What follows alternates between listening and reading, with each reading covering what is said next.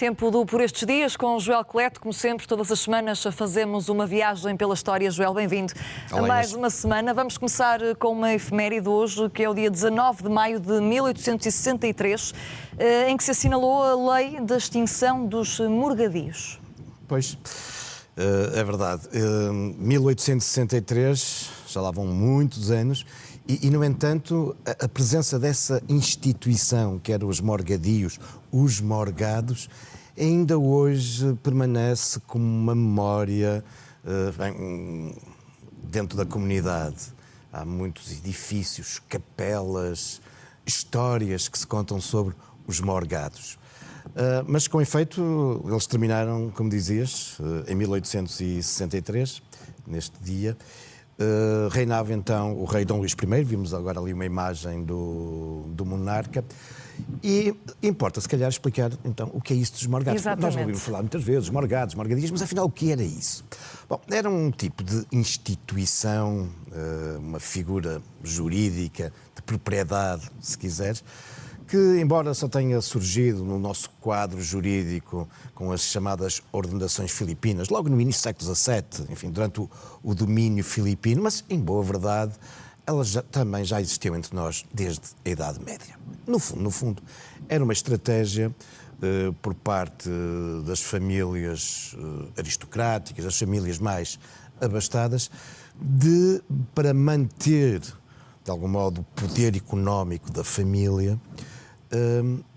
Criavam esta instituição, o morgadio, era um vínculo reconhecido pelo rei. Aliás, só com a autorização do rei é que se podia terminar com um morgadio, mas no fundo o que é que dizia? Que os bens dessa família, ou pelo menos os bens que integravam o morgadio dessa família, nunca poderiam ser vendidos, nunca poderiam ser divididos. E é exatamente isso que tu ias falar, não é? Porque se não podiam ser divididos, quando morria o morgado, então o que é que acontecia? Bom, tudo isso ia para o filho primogênito, para o filho mais velho. Não existindo um filho mais velho, enfim, para o parente mais próximo. E, portanto, era assim que estas grandes famílias iam mantendo indivisível grande parte dos seus bens, das suas propriedades. Ora, como estavam de ver, não é propriamente uma medida muito justa. Quer dizer, se eu fosse o filho mais velho, não estaria provavelmente triste. Agradável. Mas a verdade é que, do ponto de vista da justiça social, isso não faria sentido. Aliás, já no século XVIII, estamos no auge do absolutismo, mas também já na época do iluminismo, época das luzes, do pensamento social, entre nós, já Marquês de Pombal, em meados do século XVIII, já começara, enfim, ali a pôr um pouco em causa enfim, algumas das áreas dos morgados e do morgadio. Mas vamos ter que esperar, de facto, pela queda do absolutismo, pela queda do antigo regime, vamos ter que esperar pela vitória de um regime constitucional e parlamentar, pelo regime liberal. Para que exista essa extinção. Exatamente. Mas repara, como tu sabes, o regime liberal triunfa entre nós definitivamente em 1834. E nós temos que esperar até 1863. São quase 30 anos de regime liberal até que finalmente é abolido o morgadio. O que nos diz bem de como isto estava profundamente arraigado, profundamente, enfim, fazia parte da cultura e da identidade, de algum modo, portuguesa. Como também sabemos, durante algum tempo, estas famílias ainda vão tentar, driblando isto, fazendo com que os filhos mais novos façam bons casamentos ou vão para um serviço religioso ou militar. Bom, estratégia que de resto já acontecia antes, não é? Mas a verdade é que o morgadio veio definitivamente para terminar. Apenas uma exceção foi feita. Um morgadio que facilmente perceberás qual era. O da Casa de Bragança. Isto é, os bens do filho mais velho do rei, o morgadio da Casa de Bragança, esse manteve-se até 1910, até a implantação da República. Muito bem. E vamos a seguir, Joel, vamos agora até Valongo, porque há um evento que vai decorrer no dia 31 de maio, que junta a temática do pão com as invasões francesas. Que evento é este? Olha, é uma mesa redonda, um fórum para discussão. É só dia 31, não costumamos anunciar com tanta antecedência, mas, enfim, há limites para participar e, portanto, convém quem estiver eventualmente interessado em se ir inscrevendo. É um encontro, uma mesa redonda que vai ter lugar num espaço que já aqui falamos, um espaço muito interessante da autarquia de Valongo, que é a oficina da regueifa de Valongo e da regueifa e de biscoito, enfim, uma produção artesanal tão identitária de Valongo e, desde há pouco tempo, bem no centro da cidade, aproveitando o antigo quartel dos bombeiros, temos lá então esse edifício, belíssimo por sinal, que estamos aqui a ver na imagem, que abriga este centro interpretativo, este museu que nos fala então sobre o pão e a regueifa. Mas que serve também para outras iniciativas, e esta que estás a falar, que vai ter lugar no dia 31, sintomaticamente chamado Valongo entre Pão e Guerra. Ecos da segunda invasão francesa. De facto, a segunda invasão francesa, de 1809, que teve, enfim, consequências muito nefastas, particularmente para o Porto, todos conhecemos, já ouvimos falar do famoso desastre da Ponte das Barcas, onde morrem centenas de portuenses. Bom, essa segunda invasão francesa tem também implicações em Valongo. Os franceses vão se instalar em Valongo, um importante destacamento militar, por dois motivos. Por um lado, porque assim domina a produção do pão e do biscoito, que era fundamental também para o abastecimento dos exércitos. Por outro lado, não nos podemos esquecer que Valongo se localiza, depois das primeiras serranias do Porto, nesse vale longo, que desde a época romana se tornou num importante corredor de acesso entre o Porto, Paredes, Penafiel e Trás-os-Montes. E ficavam também mais protegidos. E acima de tudo, Soult, o comandante das tropas francesas, depois de tomar o Porto, o objetivo era avançar em direção a Trás-os-Montes, cruzar o Douro e descer. E, portanto, dominar esta importante estrada para eles era vital. E, por isso, o domínio do centro produtor de pão, o domínio da estrada. Por essa altura está a ser construída a Igreja de Valongo, um dos principais monumentos de Valongo. Temos também aqui uma imagem, uma igreja muito imponente para a época e que sintomaticamente estava a ser construída também graças ao pão. Isto é, os habitantes de Valongo tinham-se comprometido, enfim, por todos os pães que iam vendendo, deixavam uma pequena parte para contribuir para as obras da igreja. Mas, curiosamente, os franceses vão utilizar a igreja, que estava ainda em construção, como quartel, para guardar os animais, enfim, algo que afrontou muito a população. É seguramente sobre isso que se vai falar neste encontro, que é promovido pela Câmara Municipal de Valongo, mas também pelo Turismo do Porto e Norte de Portugal. O Turismo do Porto e Norte de Portugal tem vindo a desenvolver com uma série de parceiros um projeto que são os itinerários napoleónicos. É um tema que em muitos outros lugares da Europa e outros países suscitam muita curiosidade e também começam em Portugal. Como sabes, há muitas reconstituições de batalhas napoleónicas, portanto há uma série de instituições que estão interessadas em promover o turismo cultural em torno desta temática das invasões francesas e, portanto, este encontro vai ter lugar, de resto, naquilo que é o encontro dos parceiros dos itinerários napoleónicos. Portanto, será uma oportunidade para se debater, para se falar muito sobre isso e também, seguramente, para desmistificar algumas coisas. Deixa-me só, Inês, eu sei que o tempo está a passar, mas deixa-me dizer Ainda temos tempo. Por exemplo, existe um tipo de pão, ou nós aqui na região designamos um tipo de pão como o mulete. E criou-se a ideia falsa, é uma lenda, mas está profundamente arraizada, de que foi exatamente durante esta época que os franceses estavam a ocupar Valongo, que haveria um comandante chamado Mulete e que teria exigido que o pão fosse feito com aquela forma. E por isso ficou o pão tipo Mulete. Nós hoje sabemos que mais de 100 anos antes já há documentos de Valongo que referiam a produção do pão tipo Mulete. Mas é também para isso que servem estes encontros, estes debates, para reforçar a identidade, mas também para desmistificar algumas lendas. Alguns erros históricos, não é verdade? Joel, vamos avançar, vamos agora até Matosinhos, a outro evento que decorre no dia 23 de maio. Neste caso, dá a oportunidade também aos interessados de visitarem uma escavação arqueológica que está em curso. É verdade. Chamam-lhe o Dia Aberto, portanto a ideia é que as pessoas possam ir assistir ao vivo aos arqueólogos a trabalharem e não é só estarem a assistir. Isso também poderiam passar em qualquer outro dia. Seguramente não seriam corridos por quem está ali a trabalhar. Mas os arqueólogos nestes dias estarão mais receptivos e disponíveis para explicarem o que é que estão a fazer, que estação arqueológica é aquela, de que tipo, de que época e quais são as técnicas que utilizam. Portanto, é um dia aberto para se contactar com as técnicas científicas dos arqueólogos. O Castro de Guifões é um povoado com origem, pelo menos na Idade do Ferro, há mais de 2500 anos, e que depois foi romanizado. Portanto, durante o período romano, ao contrário de muitos outros castros e citâneas que são abandonados, o Castro de Guifões continuou a ser ocupado. Ora, onde é que está este castro? Está num sítio que grande parte dos nossos espectadores conhecem e já passaram por lá. Porque quando estão a ir do Porto para norte, através da A28, quando passam naquela enorme ponte sobre o Porto de Leixões, de um lado tem o Porto de Leixões, do outro lado tem um conjunto de montes bem verdejantes. Pois, o primeiro é o Castro de Guifões. E localiza-se nas margens do rio Lessa, que hoje desagua no Porto de Leixões, mas que há 2000 anos desaguava, obviamente, no mar.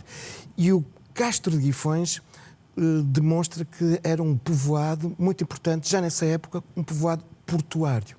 Há, aliás, marcas de sítio para os barcos acostarem e os materiais, as peças que têm sido retiradas do Castro de Guifões nas escavações revelam e atestam esses contactos a grande distância com todo o mundo mediterrâneo e com todo o Império Romano.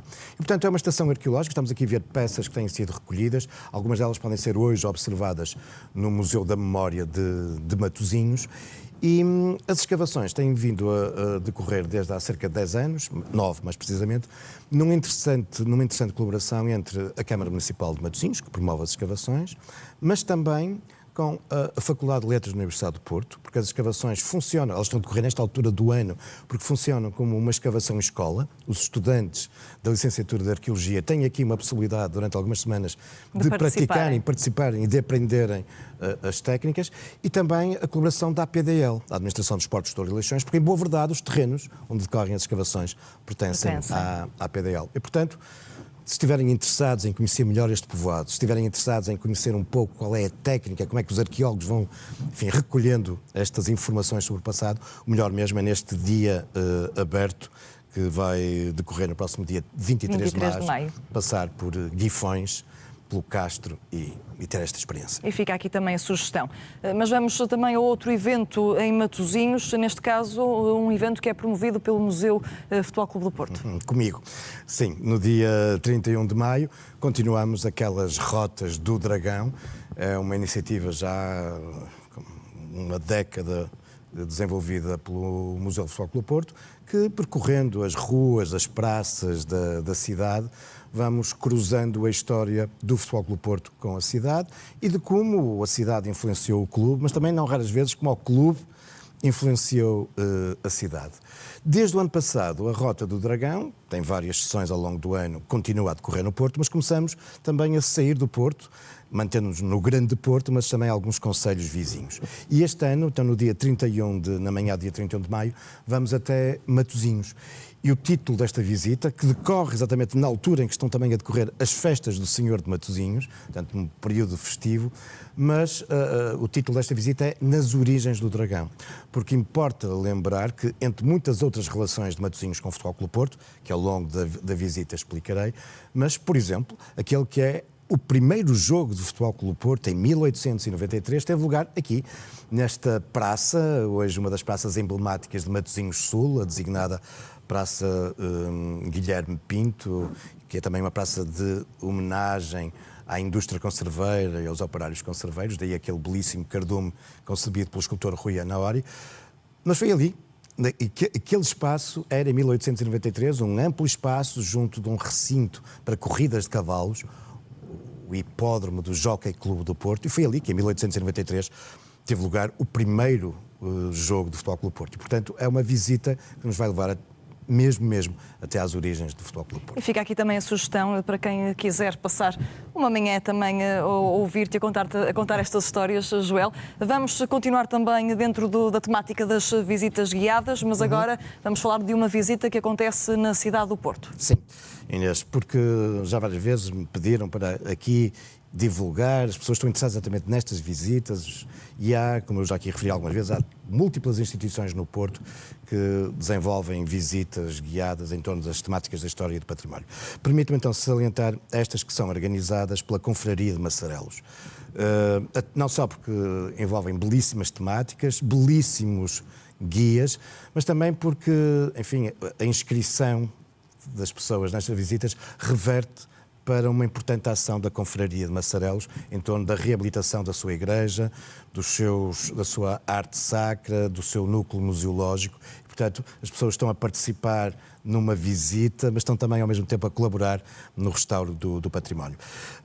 A Confraria de Massarelos tem ao longo de todo o ano uma vasta oferta. As próximas visitas vão decorrer no dia 24 de maio, sob o título de O Porto da China à Formiga. China é, obviamente, a Quinta da China, e é guiada por um fabuloso conhecedor daqui do património e da história da região, o geógrafo e professor da Faculdade de Letras, Jorge Ricardo Pinto. No dia 7 de junho, com outro fabuloso investigador e profundo conhecedor da história e do património da região, o César Santos Silva, teremos, a 7 de junho, então, o Porto de Júlio Diniz. Estamos aqui a ver imagens exatamente de divulgação destas duas visitas promovidas pela Confraria de Massarelos, que, como podemos ver ali naquele pequeno logotipo, está por esta altura a comemorar 630 anos. Foi com efeito em 1394 que, segundo a tradição, um conjunto de mariantes de Massarelos fundaram esta instituição, que fica associado nessa altura também o jovenzinho infante Dom Henrique que acabar de nascer no Porto. Algo que já falámos aqui.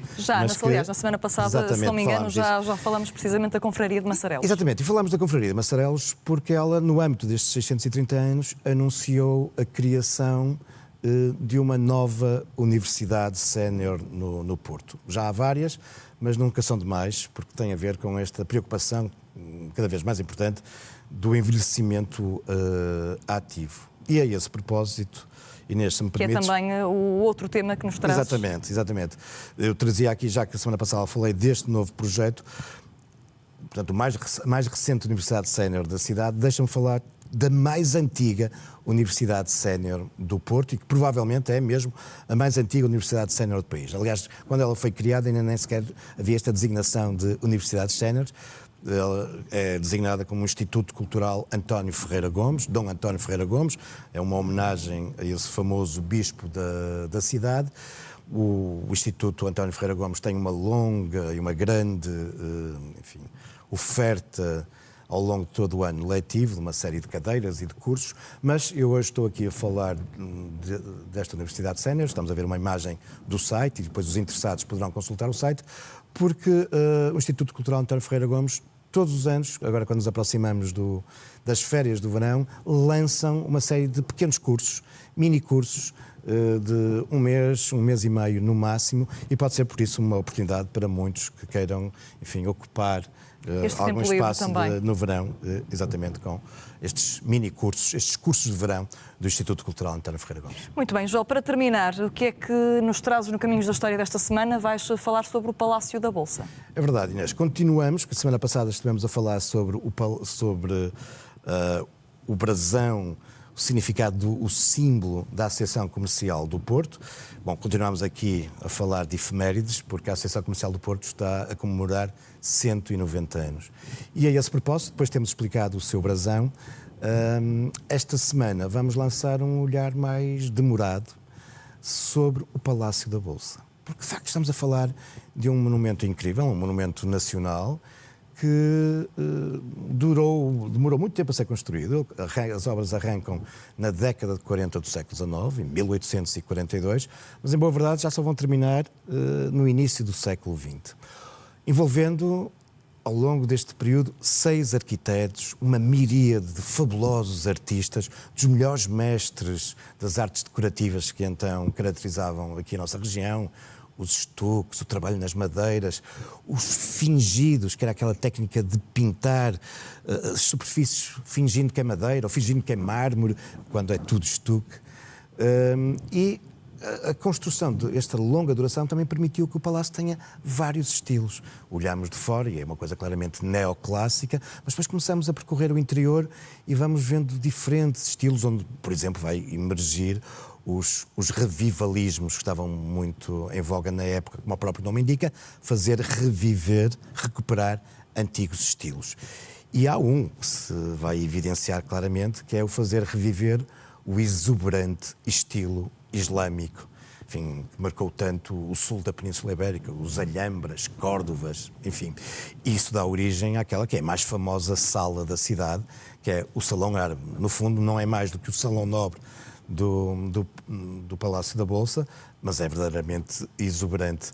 E depois há muitos outros espaços. A biblioteca também envolvendo importantes pintores, o Pátio das Nações, sempre surpreendente. Enfim, é um mundo de arquitetura, de arte, mas é também um mundo de história.